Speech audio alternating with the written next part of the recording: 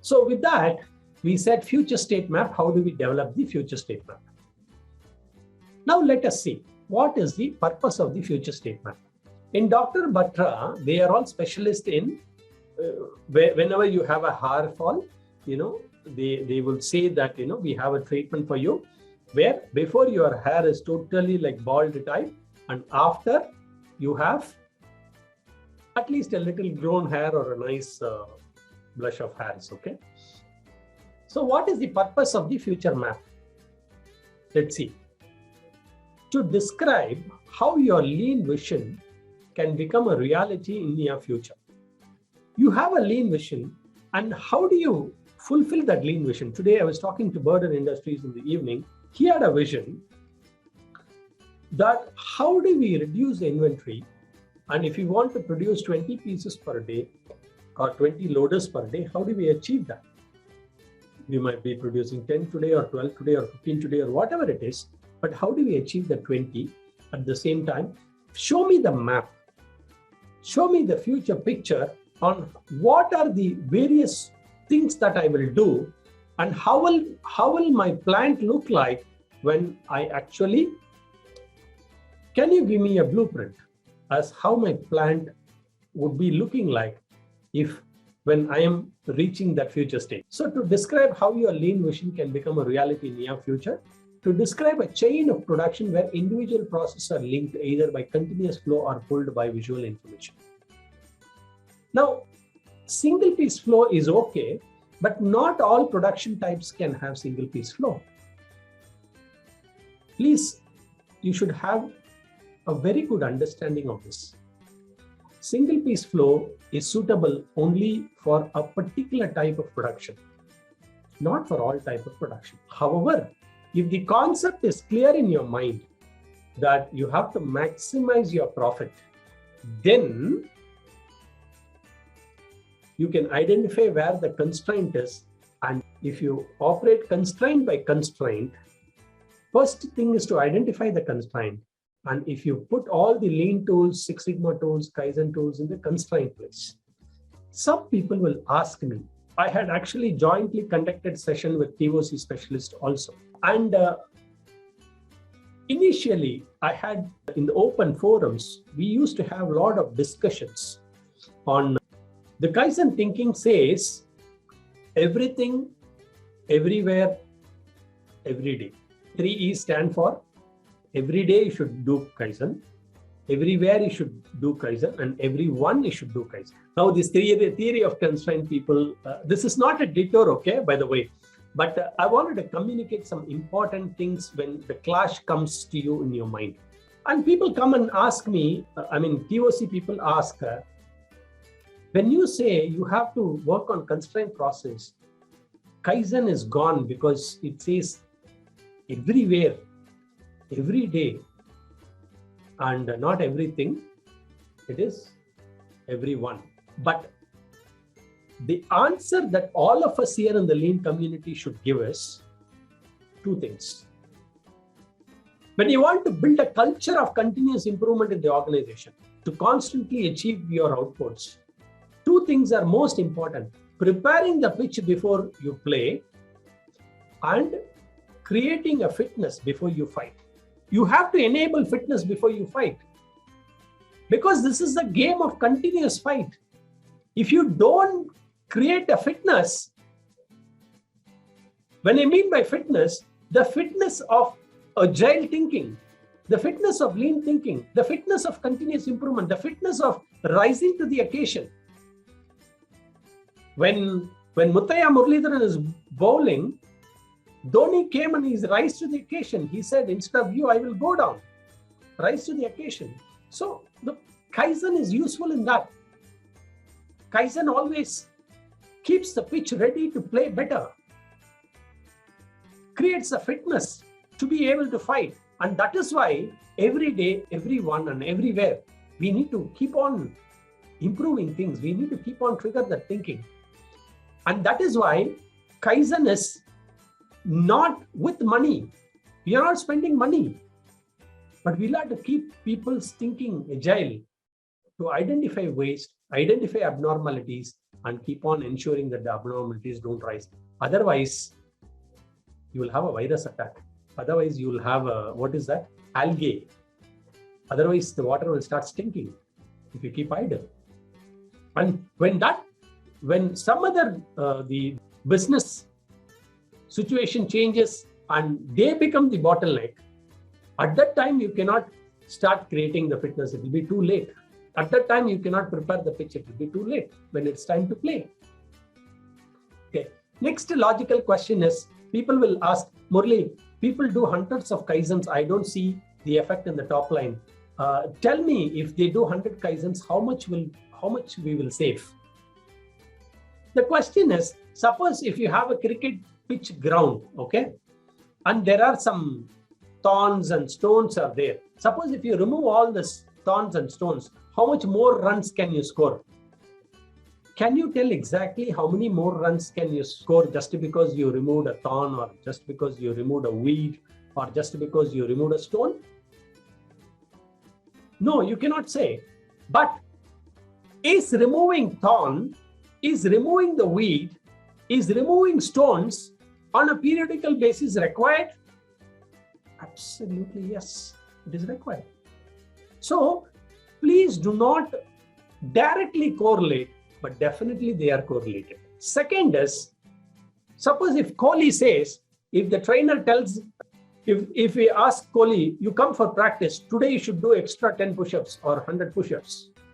And Kohli asks, if I do 100 push-ups, will I score 10 more runs? I mean, no, definitely. Just because you do 100 more push-ups, there's no guarantee you will get 10 more runs. But if you do 100 push-ups, is the chance of scoring more increases? Is the probability of scoring more increases? Of course, yes. Right? There are, of course, various situations, conditions, but definitely the probability of scoring more increases. And that is what Kaizen does. Please understand that in the right period. These are called point Kaizens. That is why in Kaizen thinking, we said every time or every day, everyone and everywhere. I thought this was relevant to say this, okay? Because people who do not have this depth of understanding try to get so much confused between, is Kaizen important, is Lean important, is Six Sigma important, this or that. All are important, but the way that you assemble these pieces of puzzle with the organizational objective in mind is most important. To describe the chain of production where individual processes are linked either by continuous flow or visual information. Now, the movement of material can happen visually also. Like for example, when the entire samosas are taken from the tray, one batch of samosas, you can give it to them. By seeing that, go and see visually to identify and sequence the improvement activity and to provide a visual roadmap that can be shared with all employees. The visual roadmap will tell exactly what we will do when, and then in 6 months down the line, how we will our factory will look like. So the goal is to describe what we can do with minimum investment. So the key questions: what is our takt time? We had already calculated takt time. What was our takt? Second, we should be asking this question: will we build to finish goods supermarket from which the customer will pull, or directly to shipping? Will we build to finish goods supermarket or from which the customer will pull, or directly to shipping? Which means for people who know what is made to order and made to stock, takt time, what is our takt time? Our takt time was 60 seconds. Yeah, that 60 seconds is the answer I did next. Now, if you see, will we build to finish goods supermarket, customer pulls, or directly to shipping? I give different examples. So, suppose if you have a restaurant where you have a juice shop, you have a juice also, you have pastries also, and you have something to eat also. Now my question to you is, if the customer orders for juices, would you give it from the inventory, or would you directly make and give it to the customer? So that is, even many of the items, we don't want to make and keep it in the finished goods. We want to directly give it to the customer. Whereas in the apparel industry, it goes and sits in the make and give. In apparel industry, so it goes and sits in the showroom. It's not a ready-made, tailor-made fitting that you're, if it is tailor-made fitting, it will directly to the customer. But general, if it is an innerwear or something like that, it is made to the finished good inventory. Second, where can we use continuous flow processing?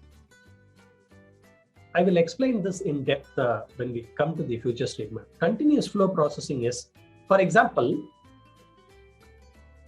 when you make chapatis, you make a big dough, right? After that, it can be a continuous flow processing. But till that, it is not a continuous flow, because you take the wheat, in Hindi it is called atta. What all do you mix in that? Water, you'll put some water. I think you'll put some salt also in that. And then you'll start kneading it. I think the word is called kneading.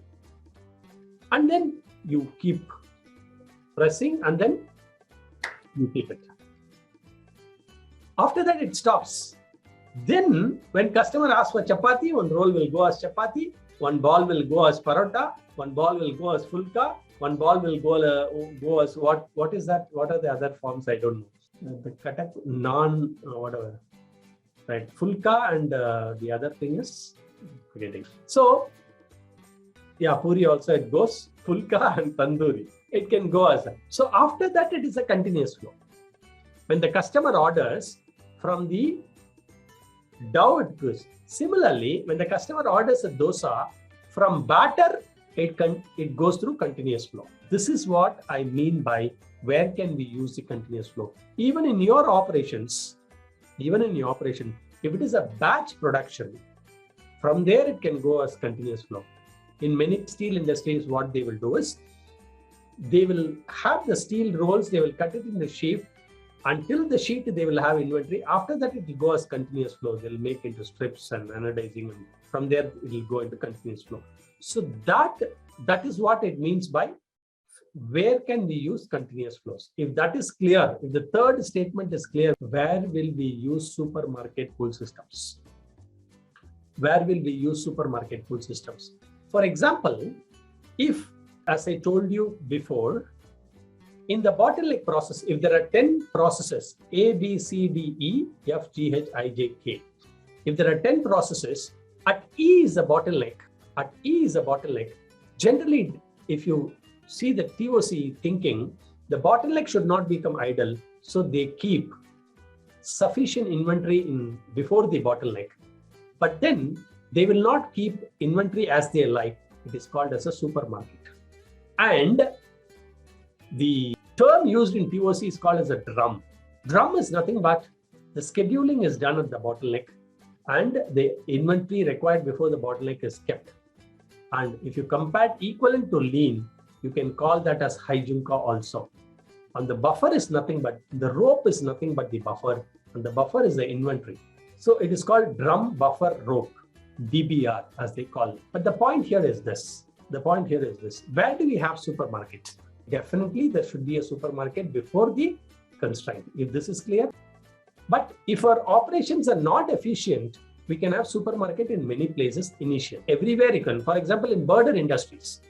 In birder industries, if you're making a loader system, or in Nirmal industries, if you're making a valve, you can keep sufficient supermarket in different places, because if there are some hundreds of parts, you can keep a supermarket. But then supermarket is a controlled inventory. There are some rules for supermarket. There are some rules for Kanbans. So key questions.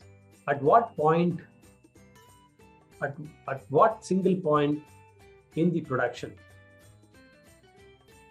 we will schedule? See, this is called as a pacemaker. And generally, in theory of constraints and in lean, this pacemaker process, in fact, the constraint process could be the pacemaker process in most cases. So there only we will schedule, because if there are 10 processes A, B, C, D, E, F, G, H, I, J, K, and E is a constraint process. And that decides the output of the system. If you're able to schedule there, the earlier process can do as fast as it can and create inventory in front of the constraint process to make sure the constraint process does not starve out of material even for a second, even for a moment. And that is called as a pacemaker process. The pacemaker, how many of you heard about the pacemaker in the heart, right? It keeps pumping, tuck, tuck, tuck, tuck as a pacemaker. And that is how it is also called as a drum in TOC. Drum is like dung, dung, dung, dung, dung, dung. Right? So the thinking of these gurus are same, actually. The Toyota production system thinking is also same. Dr. Goldratt's thinking is also same. But the way they articulate is amazing. There might be some different ways of articulating the things. So how will we level the production mix? HEIJUNK, how you level the production mix, which means that how do we decide? Since we know that the bottleneck will actually, or the constraint process will actually decide the output of the entire system. If there is one product, then there is no problem. If you're making only chapatis, there is no problem. Now, if you're making chapati and paratha, then the complication starts. If you want chapati and naan, then the complication starts. If there is only one type of famous statement by Henry Ford, I don't know whether you remember this, we can provide any color of the car that you want as long as it is black. That was the time of, seller's market. Like people were starving for cars. The cars were something new, and Henry Ford produced black color cars. For him, it was easier. And so he claimed, somebody asked him, okay, can you give me this car? He said, I can give you any color car as long as it is black. So here, if you have different product mix, since bottleneck decides, you should also decide how much time, what product should bottleneck produce during what time. If your shift starts at 6 o'clock in the morning, 6 to 7, what should the bottleneck be producing? 7 to 8, 8 to 9, or whatever be the time. How much quantity will bottleneck produce before it can go to the next quantity? And how the others will feed the bottleneck. And after the bottleneck, it should go first and first. So the level, how will we level the production mix? So that's the important question to ask. What increase in output will we consistently release? Like, for example, after this change is made, can we consistently, will we get increase in output? If we get increase in output, how consistently this increase in output would be released per hour?